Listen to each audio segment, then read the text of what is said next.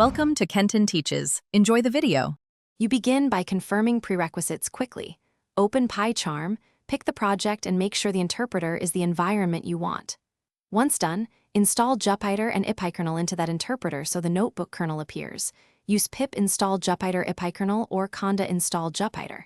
Next, enable the Jupyter plugin if needed. Then create a new Jupyter file or convert an existing. This puts you in the notebook workflow inside Pycharm.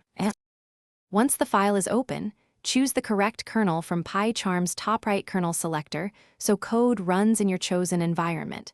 Make sure packages used in your notebook are installed in that kernel, otherwise install and restart the kernel.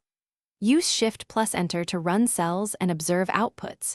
Use the variable inspector and integrated debugger to step through state. If you need to add a kernel, register it with Python m ipykernel install, and then select it inside the IDE.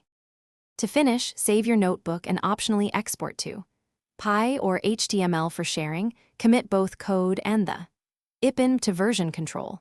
Once done, clear outputs or create checkpoints before pushing.